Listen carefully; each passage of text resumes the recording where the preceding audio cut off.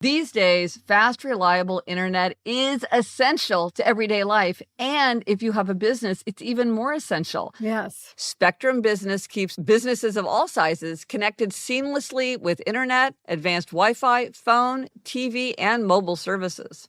For this podcast, we rely on Spectrum. Spectrum allows us to record this podcast even though we are in 3 different locations. We do it seamlessly every time. And Spectrum Business offers 100% US-based customer support 24/7 to help you stay up and running. They also offer tailored connectivity solutions with packages built for your business budget. Millions of business owners rely on Spectrum Business to keep them connected. Visit spectrum.com/business to learn more. Restrictions apply. Services not available in all areas. Gretch, you and I both love Whole Foods Market, and Whole Foods Market is a perfect place to plan an indulgent and romantic evening at home, from gorgeous flowers to no antibiotics ever steaks and special gifts like bath bombs. You will find everything you need for an unforgettable night at Whole Foods Market. You don't have to make a reservation at a restaurant. You can just create a beautiful night at home. Plus, they've got a great wine selection, so you can add a bottle of wine to your romantic evening. Of course, you have to be 21 years or older for that, and you must drink responsibly. Right, and they also have flowers. The Whole Foods Market floral department has tons of gorgeous quality flowers with large blooms, vibrant colors, and strong stems, just the thing for a romantic night. You don't need to make a special trip to the flower shop. Taste the love all month at Whole Foods Market. Lemonada. I'm Gretchen Rubin, and this is A Little Happier. I love paradoxes, koans, fables, and teaching stories of all kinds. Often, a joke can be a very effective teaching story. Here's a joke that's also a teaching story. Or actually, it's not really a joke. It's just a surprising and true statement. It is a line often attributed to legendary economist John Maynard Keynes or to investor J. Paul Getty. And typically it goes something like this. If you owe your bank $10,000, you have a problem. But if you owe the bank $10 million, the bank has a problem. The general concept behind this maxim is that small debts give power to the lender, who can use legal action against the borrower. However, extremely large debts put the lender at risk because the borrower's potential failure could cause significant financial harm to the lender.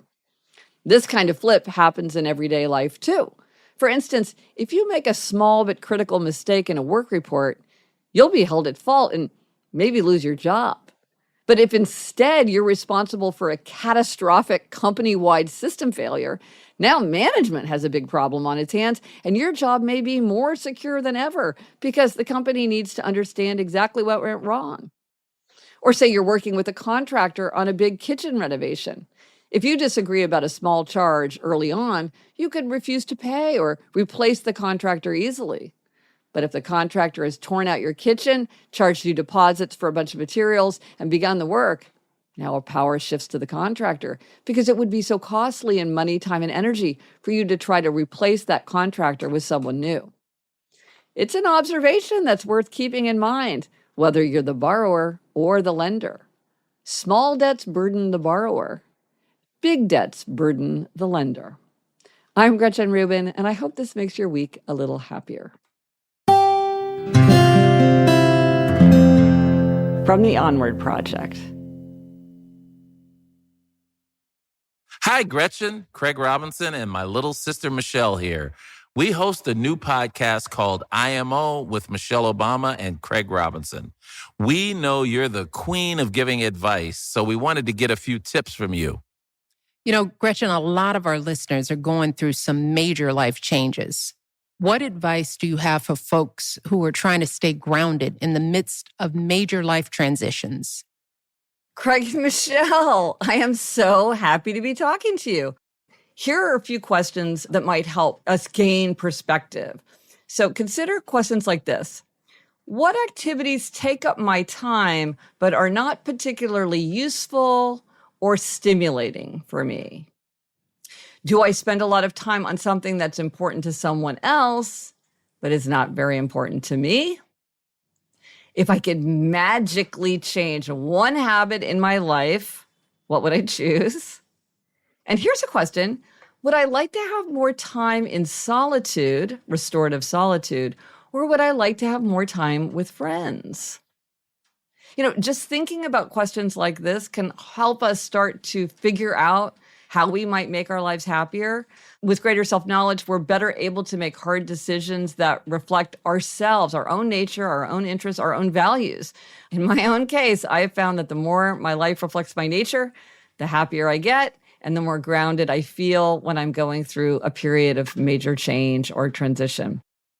For more great advice, search for IMO with Michelle Obama and Craig Robinson wherever you get podcasts. You can listen to Issa Rae on letting go of certain friendships, Kiki Palmer on why disappointment is actually the key to career success, Seth and Lauren Rogan on caring for aging parents, and so many more.